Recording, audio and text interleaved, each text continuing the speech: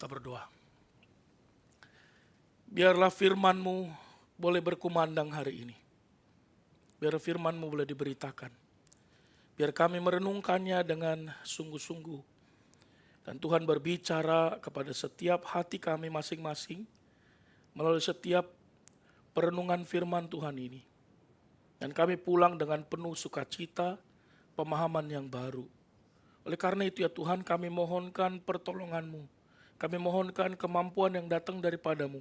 Roh Kudus yang Kau taruh dalam hati kami itu kiranya boleh menerjemahkan setiap bagian firman Allah menjadi satu pengertian yang baru. Menerangi pikiran kami, membuat kami mudah untuk bisa menerimanya dengan penuh sukacita dan mengerjakannya dengan rendah hati. Tolong kami semua, tolong hamba-Mu yang terbatas ini, mampukanlah dia boleh dapat memberitakan firman Allah dalam anugerah Tuhan semata. Terima kasih Tuhan untuk kesempatan yang indah di mana kami berjumpa dengan Tuhan dan firman-Nya. Dan biar kami menjadi seorang murid yang setia mendengarkan apa yang Tuhan mau bicarakan melalui firman-Nya. Berbicaralah kepada kami siap untuk mendengarkannya. Dalam nama Tuhan Yesus kami berdoa. Amin. Silakan duduk.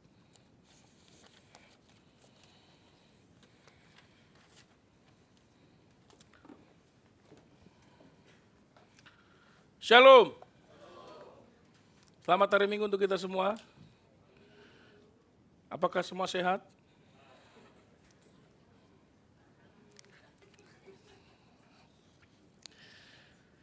Saudara yang terkasih, mari kita hari ini merenungkan firman Tuhan dari kitab Kejadian pasal yang ketiga ayat yang ke-6 sampai 15. Saudara, Natal adalah momen yang sangat penting, saudara. Dan saya setuju dengan apa yang dikatakan Bapak Martin tadi dalam pengakuan dosa. Natal bagi orang Kristen bukanlah momen yang biasa dan seharusnya tidak dilewati dengan cara yang biasa seperti dunia melewatinya. Natal bukan ajang komersialisasi, materialisme. Natal bukan hanya selebrasi, apalagi hanya kado dan makan-makan biasa. Tetapi Natal adalah momen penting di mana kita merefleksikan diri kita. Apa sebenarnya makna Natal itu dalam kehidupan kita, saudara? Natal dalam perayaannya, dalam memperingatinya, kita tidak boleh terjebak dengan Natal yang kita habiskan hanya dengan pesta dan kado-kado. Saudara, mari kita mulai perjalanan kita menelusuri Natal sejak awal sampai dengan nanti beberapa minggu ke depan. Kita akan memulainya hari ini dari kitab Perjanjian Lama, Kejadian pasal yang ketiga, yang menjadi dasar dan fondasi seluruh Natal dan Perjanjian Baru khususnya, di mana Allah pertama kali membukakan rencananya. Dia membukakan kehendaknya bagi seluruh umat manusia dan kemudian digenapi di Perjanjian Baru. Mari kita baca teks ini bersama-sama berganti-gantian. Saya baca ayat yang ke-6, ibu-ibu membaca ayat, bapak ibu membaca ayat yang ke-7, dan kemudian berganti-gantian. Sampai dengan ayat yang ke-15. Perempuan itu melihat bahwa buah pohon itu baik untuk dimakan dan sedap kelihatannya. Lagi pula pohon itu menarik hati karena memberi pengertian. Lalu ia mengambil dari buahnya dan dimakannya dan diberikannya juga kepada suaminya yang bersama-sama dengan dia. Dan suaminya pun memakannya.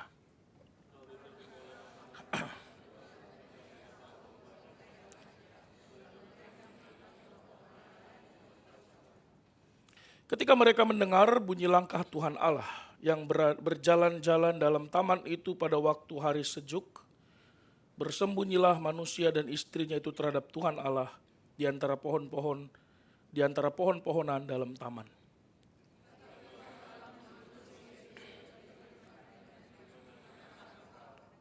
Ia menjawab, ketika aku mendengar bahwa engkau ada dalam taman ini, aku menjadi takut karena aku telanjang, sebab itu aku bersembunyi.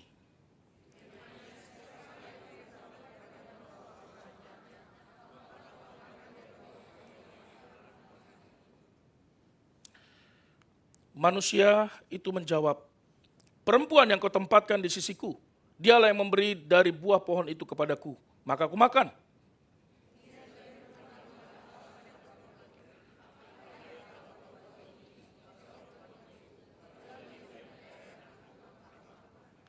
Lalu berfirmanlah Tuhan Allah kepada ular itu, karena engkau berbuat demikian, terkutuklah engkau di antara segala ternak, di antara segala binatang hutan. Dengan perutmu engkau akan menjalar dan debu tanah akan kau makan seumur hidupmu. Sama-sama. Aku akan mengadakan permusuhan antara engkau dan perempuan ini, antara keturunanmu dan keturunannya. Keturunannya akan meremukkan kepalamu dan kau akan... Terima kasih. Saudara, tema kita hari ini adalah dari Eden ke Bethlehem. Ayat ini sangat penting saudara karena menjadi sejarah penebusan. Dan asal mula pertama kali Tuhan menekankan bagaimana dia merancang keselamatan. Saudara, kita perlu memahami konteks ini dengan baik sehingga kita tidak tersesat dalam proses memahaminya. Manusia yang diciptakan Allah dengan gambar dan rupanya ditaruh Tuhan di taman yang begitu indah yang bernama Eden. Tempat di mana mereka berada itu tempat yang sangat baik. Semua itu baik. Ditambah dan dipenuhi dengan segala keperluan kebutuhannya. Semua Tuhan ciptakan dan Tuhan berikan. Mereka punya segala sesuatu yang diperlukan untuk hidup yang paling penuh sepenuh-penuhnya. Dan Tuhan bahkan memberikan seorang penolong yang sempurna. Wanita itu bernama Hawa, yang artinya adalah kehidupan.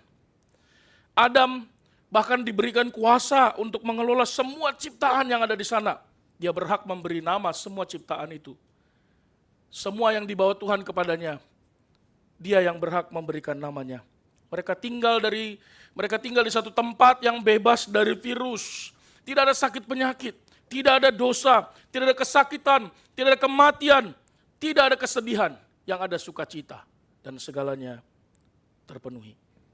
Tidak ada kesusahan, yang ada hanya persekutuan dengan Tuhan. Itulah yang terjadi saudara. Betapa indahnya tempat itu. Betapa bahagianya hidup mereka. Tidak ada larangan satupun. Kecuali tentang pohon pengetahuan yang baik dan yang jahat. Adam diminta oleh Tuhan, jangan makan dari pohon itu. Karena kalau engkau makan dari pohon itu akan mengubah hidupmu. Itu akan segera membolak-balikan seluruh kehidupanmu. Itu akan menimbulkan banyak kesusahan dalam hidupmu. Karena sesungguhnya pengetahuan yang baik dan yang jahat tidak boleh engkau dapatkan selain daripada aku, kata Tuhan. Itu sebab pengetahuan yang baik dan yang jahat tidak boleh kau cari dari tempat lain. Kalau engkau mau cari tahu, tanya sama Tuhan. Bukan dari pohon yang memberi engkau pengetahuan yang baik dan yang jahat. Dalam beberapa waktu, semua baik-baik saja. Santai hidupnya, menikmati, semua cukup. Adam menjadi saco dari sebuah perusahaan yang sangat besar. Yang bernama Eden Corporation.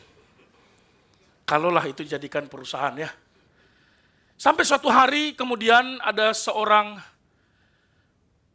wanita yang bernama Hawa, yang adalah istri daripada Adam, berjumpa dengan seekor ular yang sudah dikuasai oleh iblis, saudara.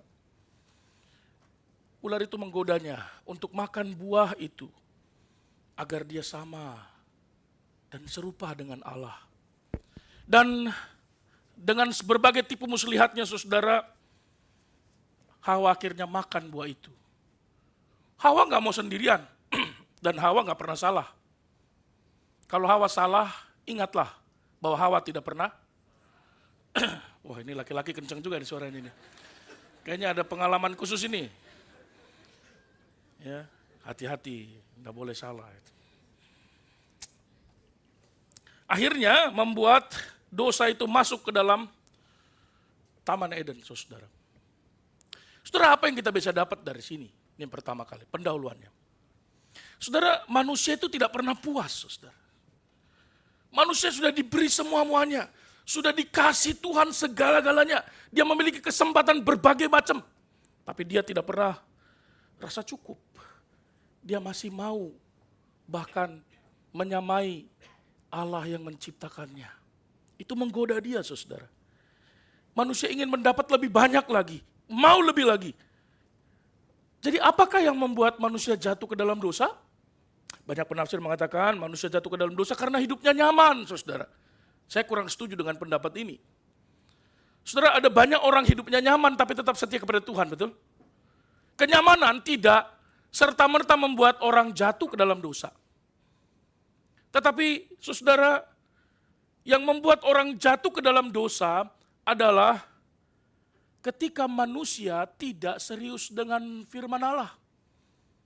Maka kenyamanan yang dimiliki oleh seseorang yang tidak serius dengan Tuhan, tidak serius dengan firman, membuat dia rentan jatuh ke dalam dosa.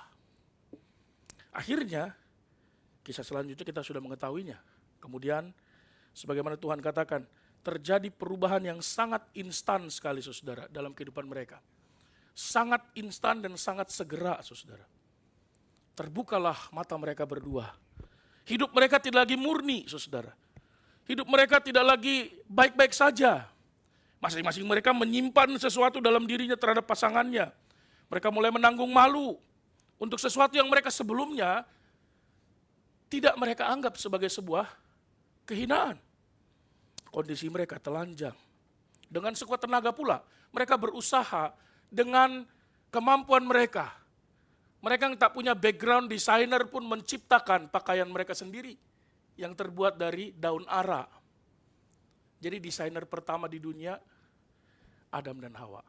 Saya membayangkan, saudara, waktu merenungkan ini terjadi perkelahian antara mereka. Ini kegedean, kata Hawa. Ini terlalu minim, katanya. Biasanya juga telanjang. Saya membayangkan percakapan setelah manusia jatuh ke dalam dosa membuat pakaian itu, saudara. Dari daun ara itu. Sekuat tenaga mereka menganyam daun ara itu dan berusaha menutupi semua kelemahannya, keterbukaannya, tapi sia-sia, saudara. Kenapa? Karena manusia mengalami dua dorongan dalam dirinya pasca dia jatuh dalam dosa. Dorongan yang pertama terjadi adalah ketika mereka menjauh dan bersembunyi dari Tuhan Allah. Persekutuan dengan Tuhan segera berubah setelah mereka melawan Tuhan. Persekutuan kita menjadi rusak dengan Tuhan. Ketika kita jatuh ke dalam dosa atau berbuat dosa, maka relasi kita dengan Tuhan menjadi rusak, saudara. Kita tidak lagi punya keinginan untuk dekat dengan Tuhan, apalagi dekat dengan firman. Yang tadinya Adam dan Hawa selalu menantikan. Di saat cuaca mulai sejuk, Tuhan biasanya datang berjalan-jalan di Taman Eden. Dan ketika mereka mendengar langkah-langkah Tuhan, seperti seorang anak kepada bapaknya, dia akan berlari mendapati bapaknya, bukan? Tapi sekarang mereka bersembunyi, seolah-olah melakukan kesalahan yang sangat besar, yang mereka sangat takuti, saudara. Tapi Tuhan tetap memanggil mereka. Dan Tuhan memanggil bukan Hawa, tapi Adam. Adam. Doko ikuno. Adam. Doko iruno. Di manakah engkau? Kenapa Adamnya? Saudara, hati-hati kaum bapa dan kaum laki-laki. Semua tanggung jawab ada pada kita. Karena kita bertanggung jawab langsung kepada Tuhan Allah. Itu ordo yang Tuhan jelaskan sejak semula. Ordo yang Tuhan berikan dalam pernikahan adalah Allah atau Kristus itu harus menjadi kepala daripada suami. Kalau istri tidak beres, itu pasti suami tidak mampu membereskan istrinya. Gitu kan? Jangan lupa minggu lalu, setiur kiri.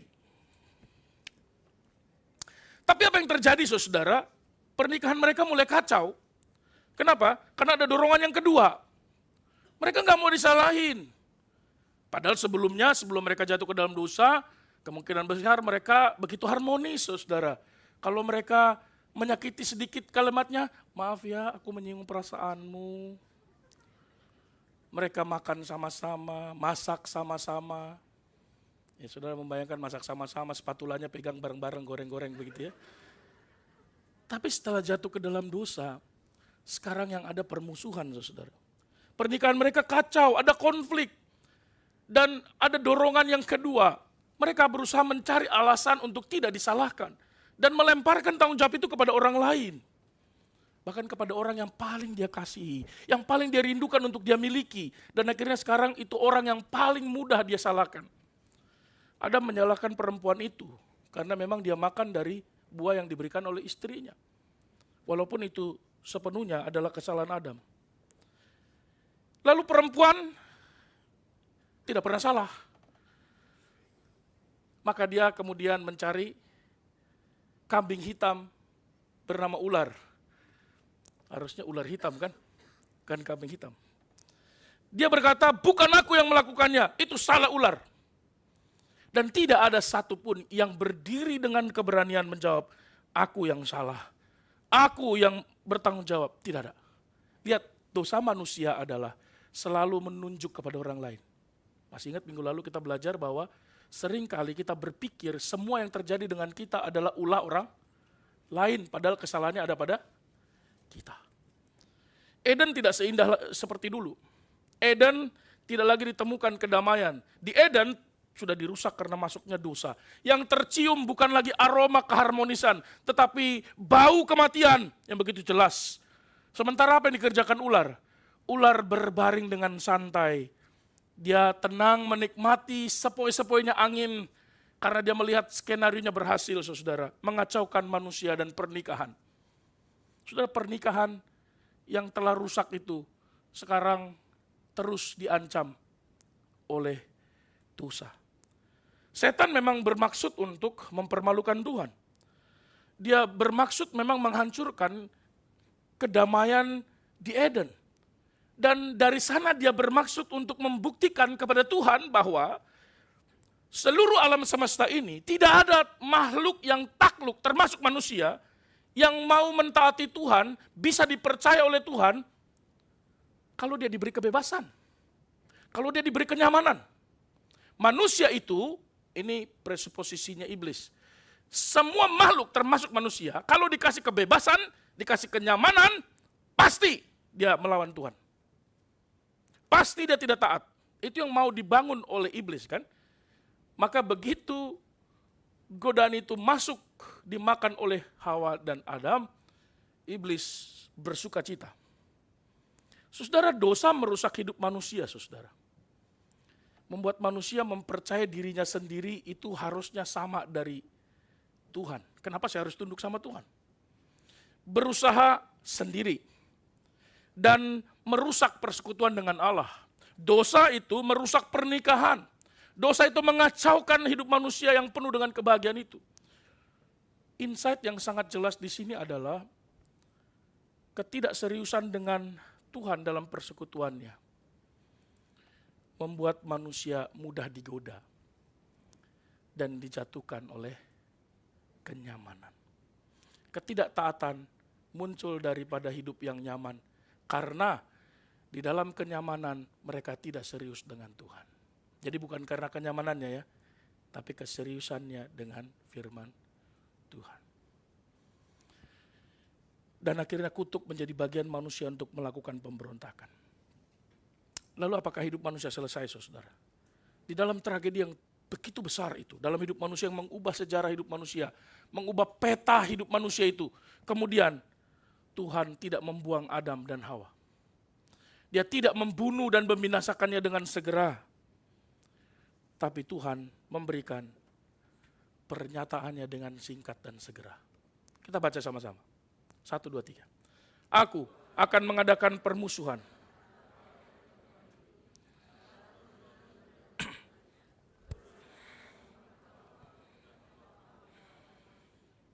Saudara, inilah yang Tuhan sampaikan ketika mereka kemudian jatuh ke dalam dosa. Tuhan mengatakan, aku yang akan menghadirkan permusuhan, pertikaian itu. Saudara, ini adalah Injil yang pertama dalam perjanjian lama. Kalau bisa dibilang ya, kalau istilah bahasa latinnya itu proto-evangelium. Proto artinya, ini bukan kroto itu apa? Cacing ya, tapi ya, tapi kalau proto artinya pertama. Evangelium itu adalah kabar baik, atau Injil itu.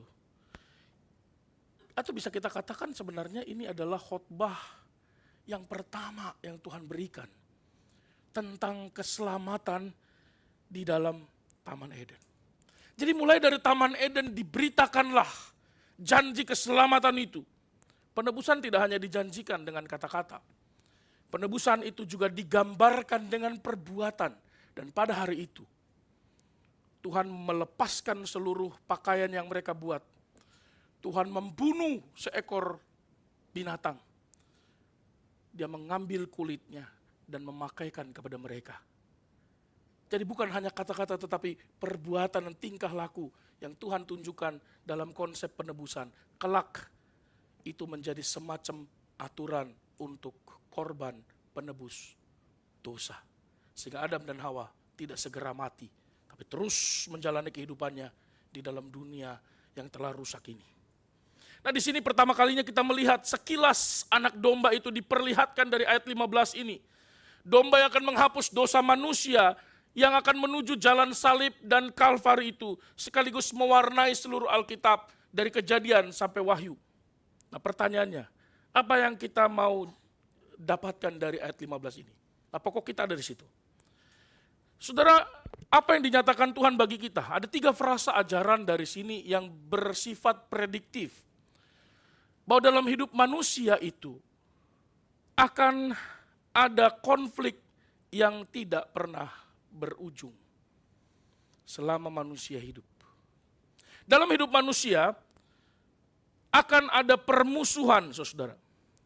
Permusuhan itu artinya adalah perseteruan, perang. Dan memang perang itu selalu mewarnai hidup kita, betul?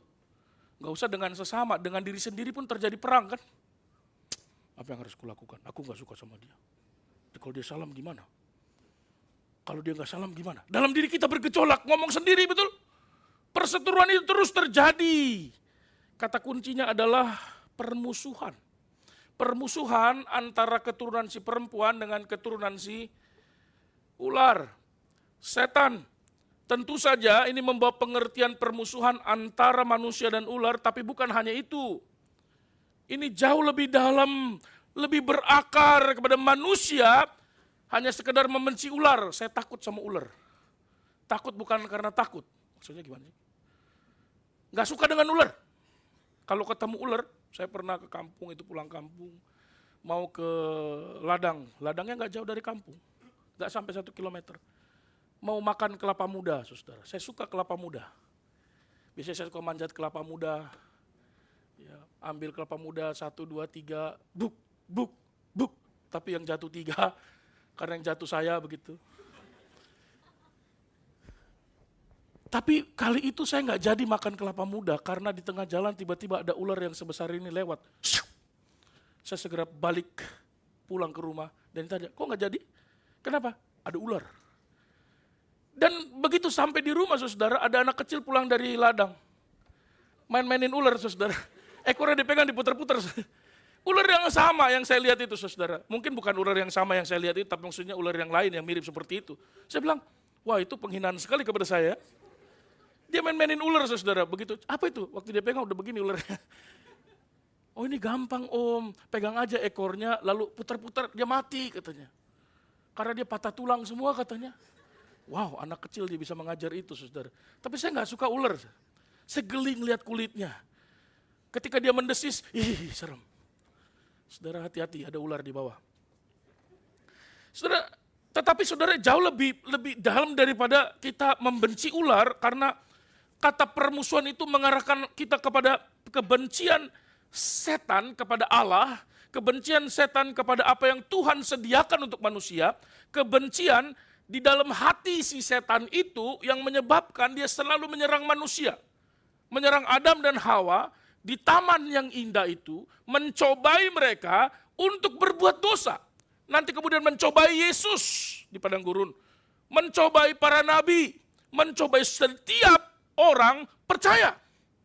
Kebencian itu yang membuat setan menginginkan Tuhan itu mati dan menuntut setan itu diangkat jadi Allah. Dan itu yang terjadi dalam Yesaya pasal 14, bukan? Terjadi pemberontakan di sorga. Dan Ezekiel pasal yang ke-28. Itu peperangan di Taman Eden sebenarnya. Yang kelihatan di permukaan itu hanya manusia versus setan. Itu cuma yang kelihatan. Makna yang lebih dalam itu terletak pada kata yang diterjemahkan dengan keturunan. Istilah yang digunakan di sini sebenarnya bicara tentang benih, saudara. Benih itu bicara tentang generasi yang akan lahir. Generasi yang bernama pria dan wanita yang percaya.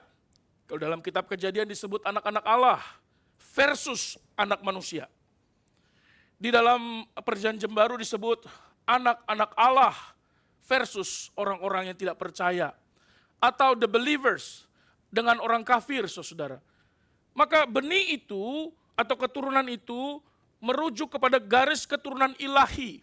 Mengarah kepada Habel, Henok, Nuh, Abraham, Ishak, Yakub, Yusuf, Musa, Yosua, Gideon, Ruth, Daniel, Esther. Dan akhirnya berpuncak kepada Yesus.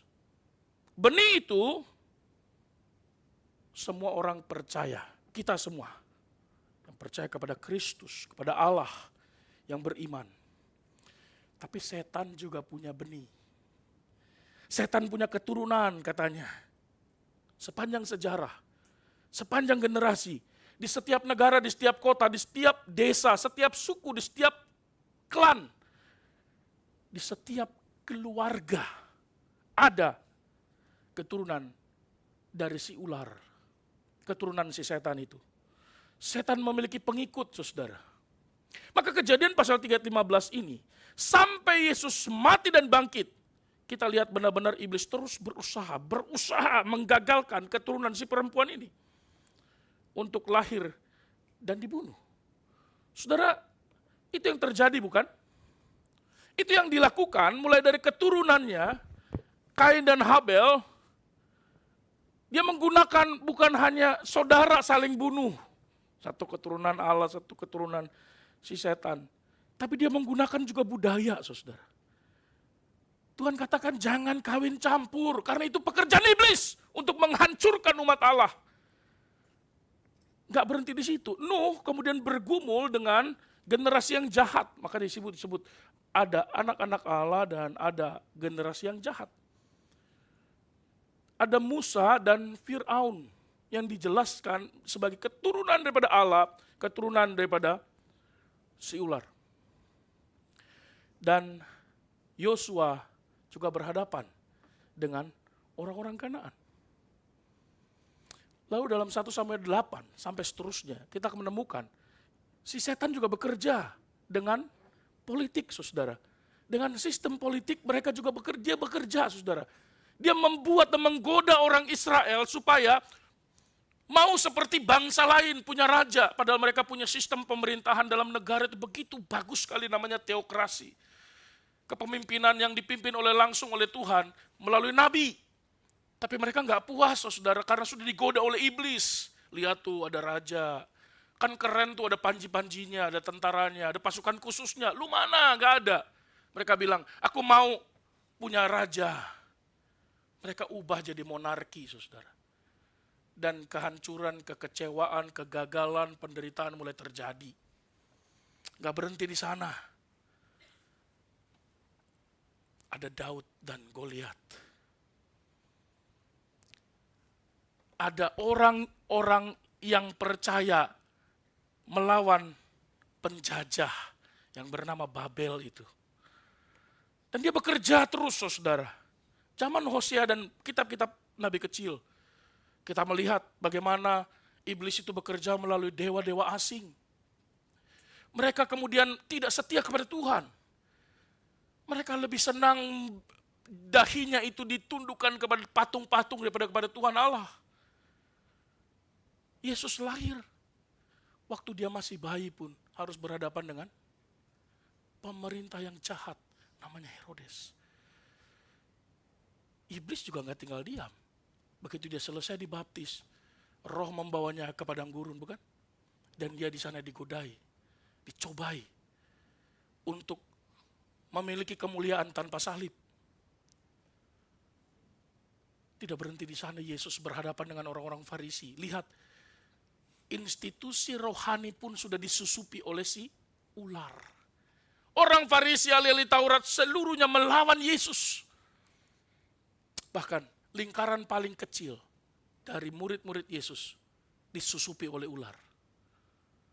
Dan dikatakan dalam Yohanes 13 ayat yang kedua, Yudas Iskariot, hatinya telah dikuasai oleh iblis. Saudara, orang yang paling dekat dengan Yesus pun diganggu oleh iblis, oleh setan. Imam-imam juga begitu. Imam-imam kepala, bahkan menyidangkan Yesus, agama sekarang disusupi. Digunakan oleh si setan itu. Political power juga diganggu. Pontius Pilatus tidak berani mengambil keputusan. Yang benar adalah benar, yang salah adalah salah. Dia mencuci tangannya, menyatakan dia tidak bersalah, padahal itulah kesalahannya. Dia mencuci tangan, itulah kesalahannya. Seharusnya dia campur tangan. Saudara, orang-orang yang menikmati mujizatnya, makan dari tangannya, melihat kuasanya, juga berteriak dengan keras, salibkan dia, bebaskan Barabas. Dan akhirnya prajurit-prajurit menyalibkan dia. Saudara, semua kekuatan, semua penguasa, semua lingkungan, semua dipakai oleh si jahat untuk menghabisi keturunan si perempuan. Nah, ini yang dimaksud permusuhan itu, saudara. Permusuhan yang diberikan oleh dosa yang hadir dalam dunia di mana manusia pertama ada. Permusuhan itu yang dikatakan oleh Tuhan, aku akan mengadakan permusuhan antara engkau dan perempuan ini. Saudara, seorang teolog bernama Francis Schaeffer mengatakan begini. Ketika manusia jatuh ke dalam dosa, maka segera ada dua kemanusiaan yang muncul pasca kejatuhan. Saat itu dalam alur sejarah hanya ada dua manusia. Yang pertama, manusia yang mengatakan tidak ada Tuhan. Tidak ada Tuhan itu. Atau mungkin dia mengatakan ada kok Tuhan tapi dalam imajinasi saya saja. Maka mereka bentuk dalam imajinasinya patung, dari kayu, dari batu. Imajinasinya mengatakan, oh pohon itu tuh, itu ada Tuhannya. Maka mereka menyembah di sana. Atau ada yang mau mencoba datang kepada Tuhan dengan caranya sendiri. Dia buat caranya, ritualnya. Masih ingat Cornelius? Dia bilang apa susahnya sih? Kalau mau menyembah Tuhan. Dia punya cara sendiri. Yang kedua, ada umat manusia yang datang kepada Tuhan yang sejati, tapi maunya dengan cara sendiri. Masih ingat Habel dan Kain? Kain tidak diterima persembahannya bukan karena persembahannya tidak yang terbaik. Saya berbaik sangka dengan Kain. Dia adalah orang yang baik. Betul? Persembahan yang terbaik, betul? Tapi mengapa tidak diterima?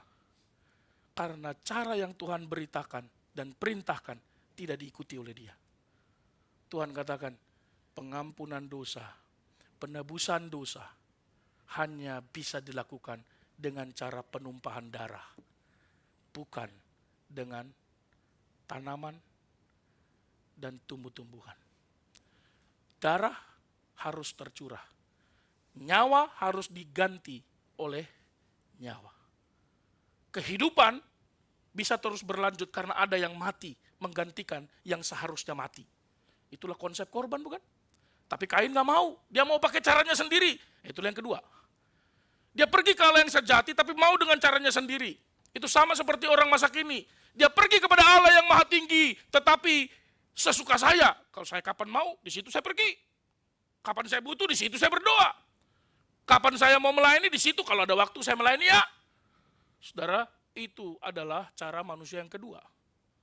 Natal adalah penegasan Allah bahwa ia menggenapi janjinya, bukan hanya membicarakan janjinya, tapi juga menegaskan Allah bahwa ada pemisahan yang jelas dan tegas. Natal adalah dua kemanusiaan yang terjadi pasca kejatuhan dalam dosa. Dua kemanusiaan dalam diri manusia. Izin bertanya, kita masuk dalam kategori yang mana.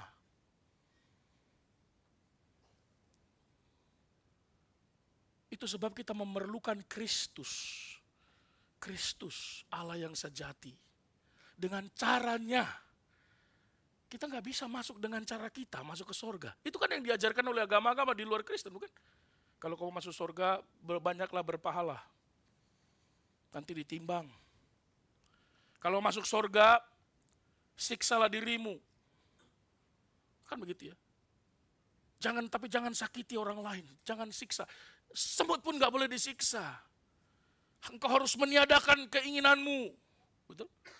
Saudara, nggak ada yang bisa sampai ke dalam sorga dengan kekuatannya sendiri dan kemampuannya. Yang kedua, akan terjadi apa dalam hidup manusia? Bagaimana dengan kehidupan manusia, saudara? Kita menemukan di dalam frase yang kedua ini adalah Musa menggunakan istilah keturunannya akan meremukan keturunanmu dan engkau akan meremukan tumit. Saya pikir kalau bicara tumit ini kaum wanita yang paling berpengalaman ya. Karena selalu pakai sepatu tumit tinggi gitu ya. Saya ingat betul waktu kecil selalu ada iklan di TV pada saat itu.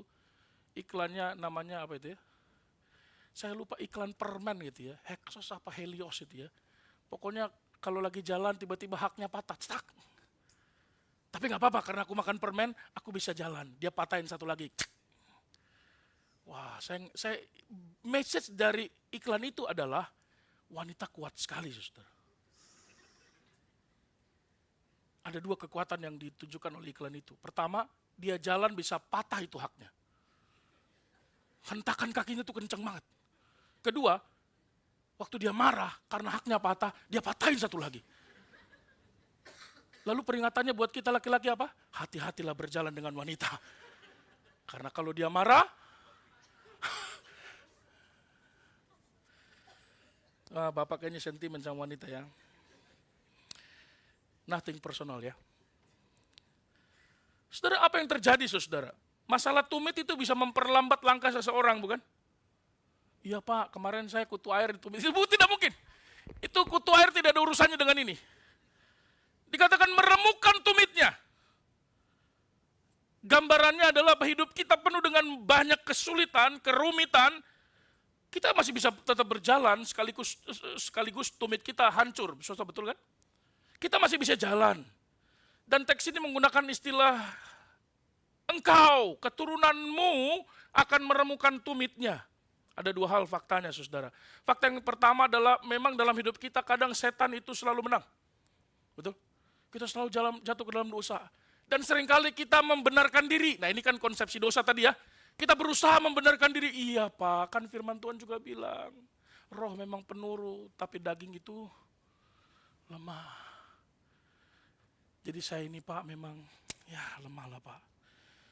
Dan saudara, tidak bisa dipungkiri iblis itu menyerang kita 24 jam.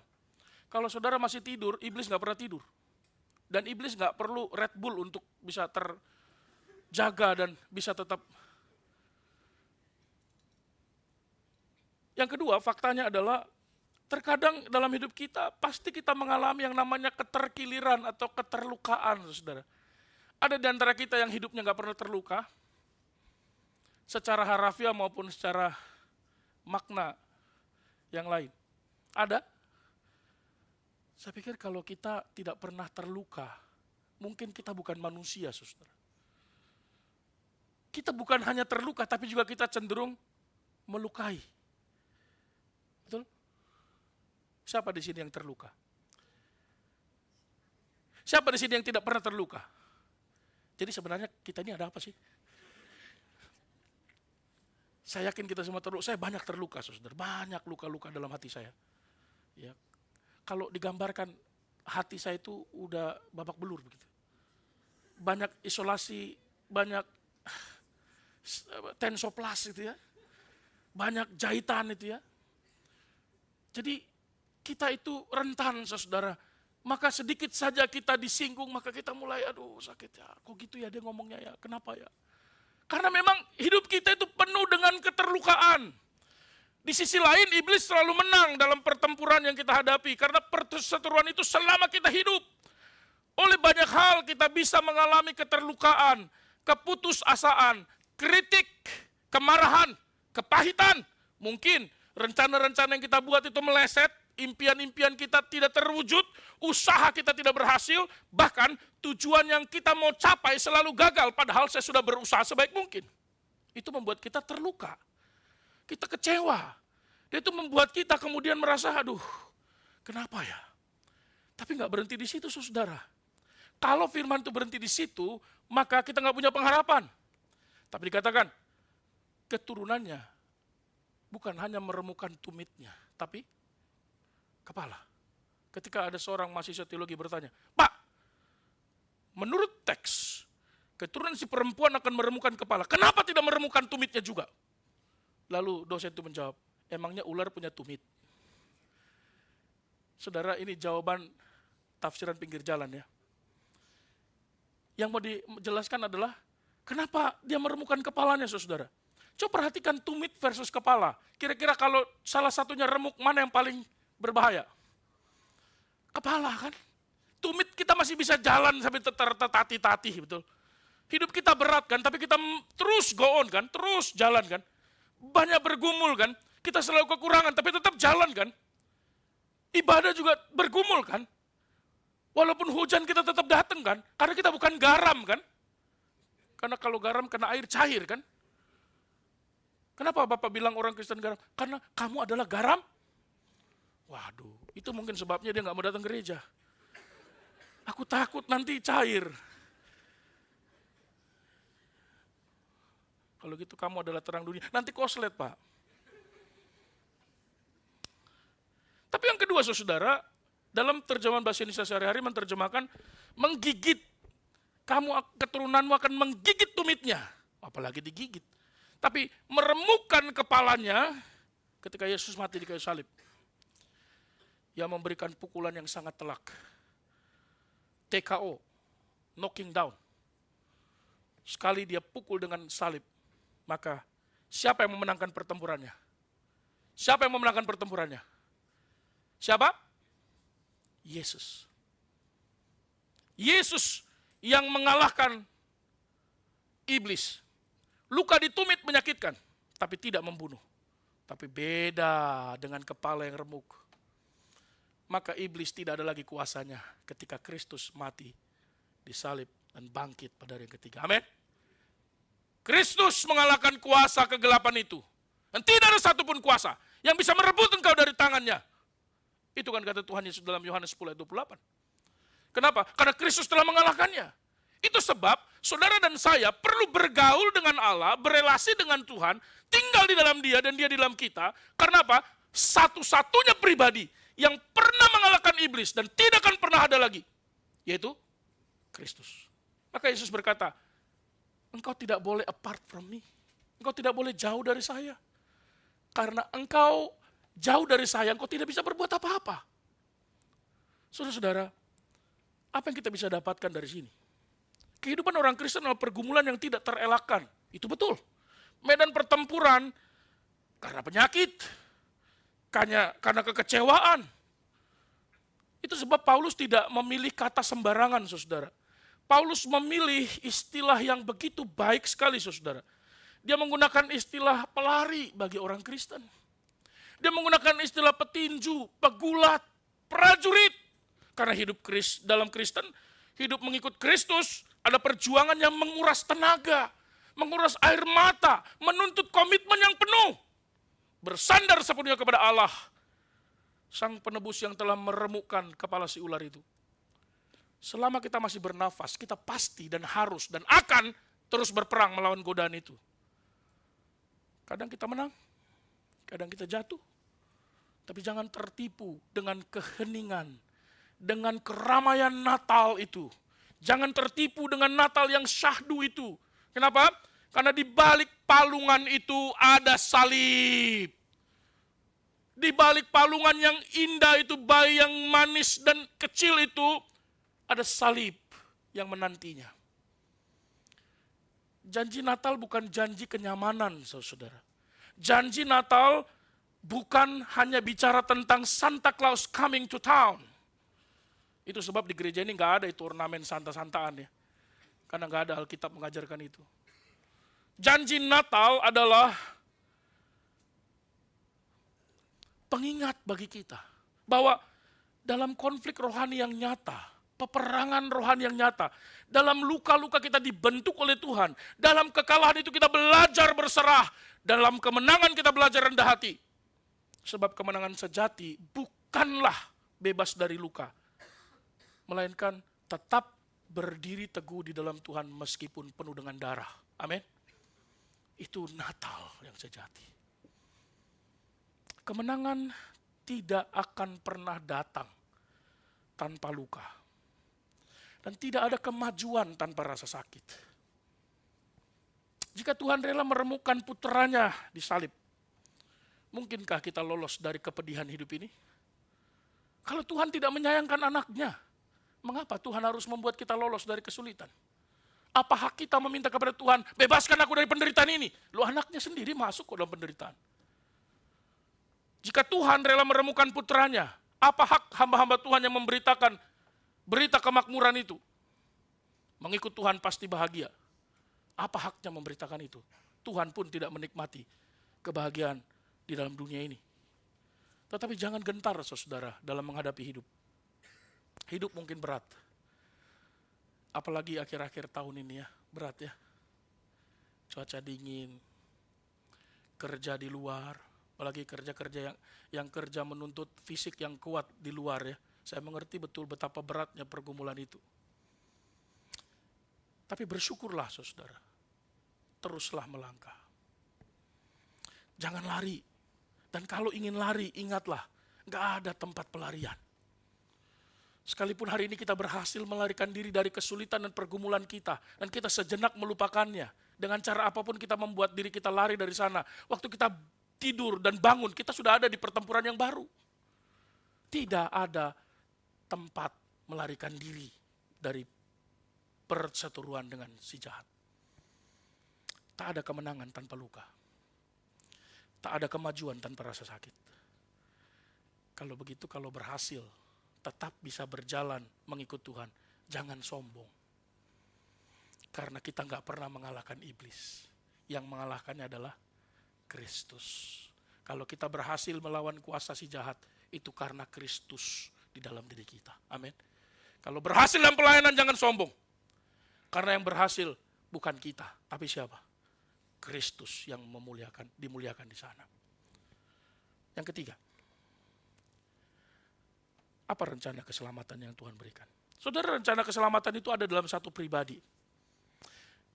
Dikatakan keturunannya, itu bicara tentang benih, saudara. Nah ini menjadi aneh, saudara. Kenapa? Berarti dia harus jadi anggota manusia. Dia harus menjadi manusia, sama seperti kita. Setelah air bah, garis keturunan itu kemudian menyempit.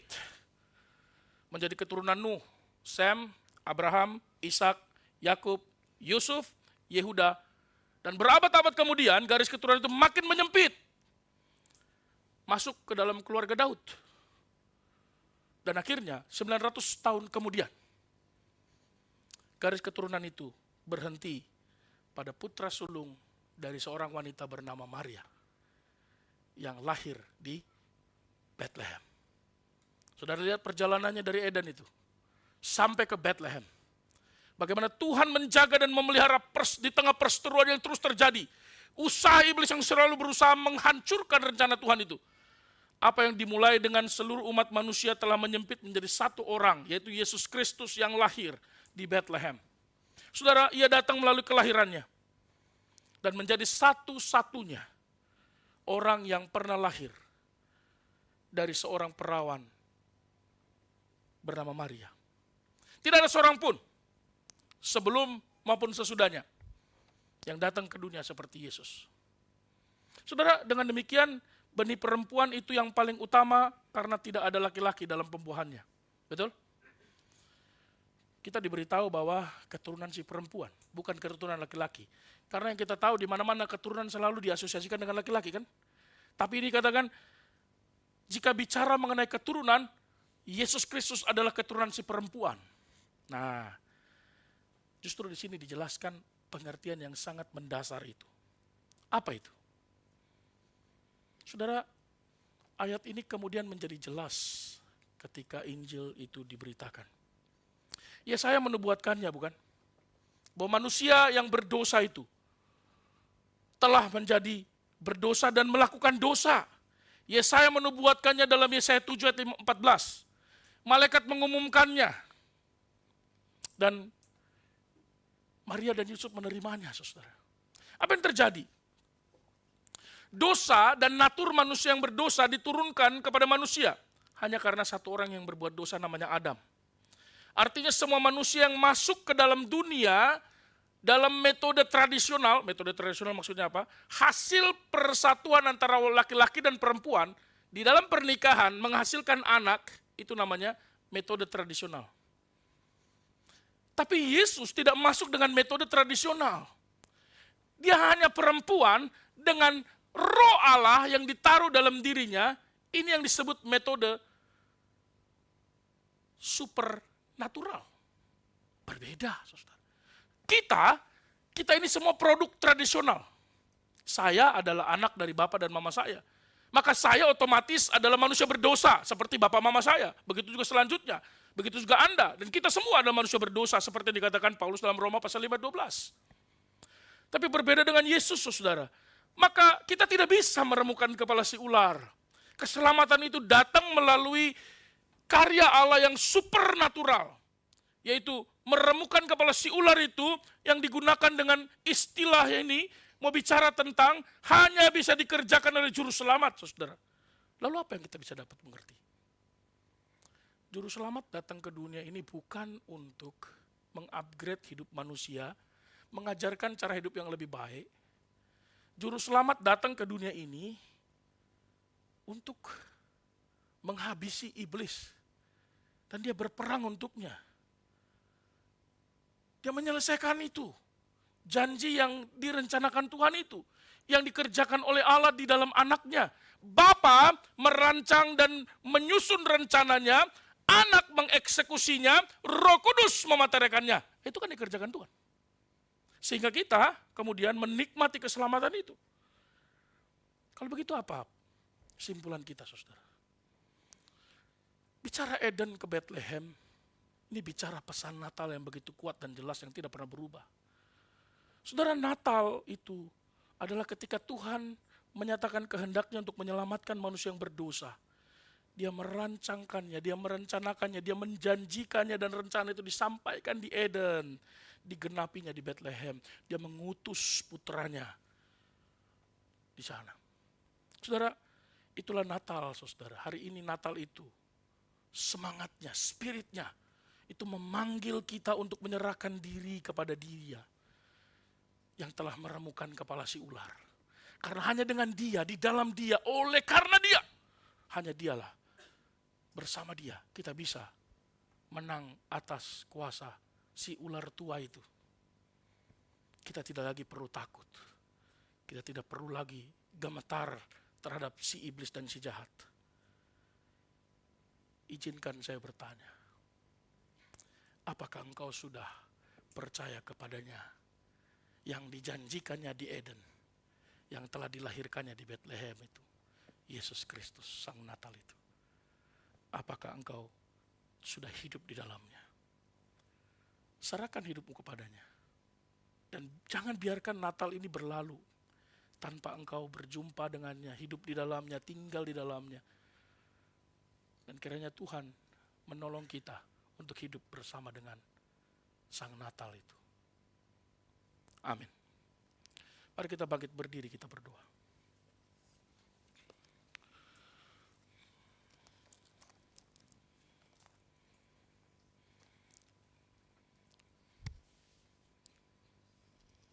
Masing-masing kita mengambil waktu berdoa. Mengambil waktu teduh, berdiam diri di hadapan Tuhan. Masing-masing berdoa kepada Tuhan. Engkau yang telah mengerti Natal yang dijanjikan itu, dari Eden sampai Bethlehem. Apakah engkau telah mengenalnya? Kalau engkau telah hidup di dalamnya, bersyukurlah kepadanya. dan mintalah terus kesetiaan pada Tuhan.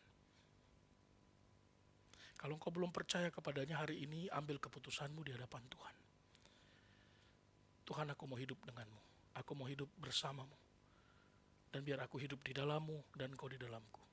Karena hanya denganmu lah aku bisa memenangkan pertarungan ini. Aku bisa tetap berjalan sekalipun terseok-seok. Kemenangan kita terikat pada kemenangan Kristus yang telah mengalahkan si jahat itu. Berdoa kepada Tuhan.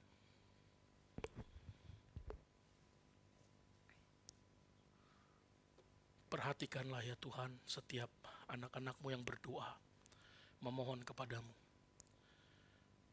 Perhatikanlah setiap hati yang terbuka kepada Tuhan. Hari ini hamba-Mu telah berhenti berbicara. Firman-Mu telah disampaikan. Kebenaran-kebenaran-Mu telah dikumandangkan. Dan pengajaran sudah diberitakan. Biarlah Roh Kudus meneguhkannya dalam hati kami. Melahirkan pertumbuhan seperti benih yang ditaruh dalam tanah yang subur dalam hati kami.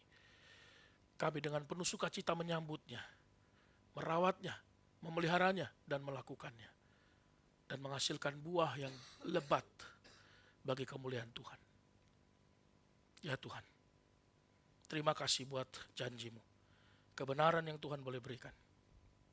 Mohon Tuhan memimpin setiap jemaat-Mu yang hari ini hadir dalam ibadah di ruangan ini maupun melalui streaming. Mohon Tuhan memimpin supaya boleh tetap mengikut Tuhan dengan penuh kesetiaan dalam segala tangisan air mata, pergumulan, kesusahan. Biarlah Tuhan yang meneguhkannya. Mohon Tuhan memberkati semua saudara yang berulang tahun minggu ini. Saudari Betty, Ibu Priscilla, Saudara Vicky Karolus, Adik Tiara Natania, Bapak Renaldo, Bapak Richard Liu, Ibu Panca, Ibu Doharni Winaharianja, Saudara Clifford Leonard Lesi, Bapak Keizuke Tazoe, Saudara Harley Hernandi, Ibu Lestari Purba, Bapak Agustinus Asari, dan semua jemaat yang berulang tahun dalam minggu ini maupun minggu yang kemarin. Terima kasih untuk kebaikan Tuhan bagi semua saudara-saudara yang berulang tahun. Kami sadar betul kebaikan Tuhan menjadi bagian mereka, sehingga mereka boleh menikmati kepercayaan Tuhan untuk menjalani hidup yang Tuhan percayakan. Mohon Tuhan karuniakan hikmat dan bijaksana, kekuatan di dalam Tuhan untuk tetap setia kepada Tuhan, dan mengerjakan panggilan Tuhan dalam hidup mereka yang Tuhan percayakan itu. Berikan kehati-hatian, berikan kesungguhan, keseriusan mengikut Tuhan bagi setiap mereka yang berulang tahun. Mohon Tuhan memberikan pertolongan untuk semua jemaat Tuhan yang mengalami kelemahan tubuh. Untuk Ibu Ellen, Bapak Sakurai, Pak Yanes, Bapak Osada yang mengalami kelemahan tubuh, mohon Tuhan campur tangan dalam kehidupan. Memampukan memberikan sukacita dan kekuatan menanggung rasa sakit sampai Tuhan memberi kesembuhan. Mohon Tuhan juga menghadirkan tetap kepercayaan kepada Tuhan bahwa Tuhan sanggup memulihkan dengan caranya. Dan biarlah Tuhan sendiri boleh dipuji sekalipun keadaan belum berubah sama sekali. Biarlah Tuhan, Engkau sendiri yang boleh hadir menolong dan memberkatinya. Berdoa untuk ibu-ibu yang tengah mengandung, Ibu Welsa, Ibu Aprianti, Ibu Katarina, Ibu Natasha, dan Ibu Winda yang saat ini tengah berada di rumah sakit untuk mempersiapkan operasi sesarnya. Mohon Tuhan menolong dia, menyertai proses persalinan dengan sesar ini. Dan Tuhan sendiri boleh menolong dan memampukannya. Biar bayi yang dikandung boleh dilahirkan dengan baik, Ibu Winda pun dalam keadaan sehat. Mohon Tuhan memberikan kasih karunia. Tuhan memberkati Ibu Lesti yang akan kembali ke Indonesia. Tuhan peliharakanlah dalam perjalanan sampai kembali nanti ke Jepang. Tuhan tolong proses pengurusan visanya. Berikan kesehatan, kekuatan. Dan pimpin untuk rencana pernikahan Pak Markus dan Saudari Yuko yang akan dilaksanakan di bulan ini. Mohon Tuhan menyertai prosesnya berjalan dengan baik. Dan Tuhan memimpin keluarga yang akan dibangun ini. Tuhan dimuliakan di dalamnya, Tuhan menolong mereka untuk bisa membangun mesbah di tengah-tengah pernikahan. Dan nama Tuhan dipermuliakan. Tuhan hadir dan menolong mereka dan memampukan mereka dalam pernikahan. Tuhan pimpin semua rancangan Natal dan ibadah seluruhnya kami menyerahkan ke dalam tangan-Mu. Kami tahu ada banyak kebutuhan, ada banyak kekurangan, ada banyak pergumulan di gereja ini, tapi kami percaya Tuhan Allah yang kami sembah tidak pernah membiarkan kami di tengah kekurangan. Pimpin kami supaya kami bisa cukup dan merasakan cukup dengan apa yang ada pada kami. Kami tidak mengeluh, tapi bergantung pada Tuhan. Dan kami percaya Tuhan akan mengirimkan apa yang Tuhan kehendaki bagi kami. Mohon Tuhan memberkati penginjilan di Jepang, pemerintah yang baru, yang saat ini juga terus dipercakapkan. Mohon Tuhan kehadiran pemerintah ini juga boleh memberikan pembaharuan yang baik menuju kemakmuran dan kesejahteraan bangsa. Kami berdoa untuk kesejahteraan bangsa ini di mana kami berada. Mohon Tuhan berkasih karunia kepada negara ini. Dan Tuhan memberkati semua orang-orang asing di negara ini juga. Tuhan peliharakanlah. Terima kasih Tuhan. Kami menyerahkan seluruh hamba-hamba Tuhan yang melayani hari ini. Baik Pak Atsum yang di Miki, seluruh hamba-hamba Tuhan yang lain. Di seluruh G3 Tuhan peliharakanlah. Biar setiap mereka boleh memberitakan firman Tuhan dalam anugerah Tuhan. Dan sebagaimana Engkau mengajar kami berdoa, kami mau berdoa kepadamu. Bapa kami yang di surga, dikuduskanlah namamu, datanglah kerajaanmu, jadilah kehendak-mu di bumi seperti di surga. Berikanlah kami pada hari ini makanan kami secukupnya. Ampunilah kami akan kesalahan kami, seperti kami juga mengampuni orang bersalah kepada kami. Janganlah kami ke dalam pencobaan, tapi lepaskanlah dari penjahat. Karena Engkau yang punya kerajaan, kuasa dan kemuliaan sampai selama-lamanya. Amin. Serahkan kepada Pak Martin. Masih dalam keadaan berdiri.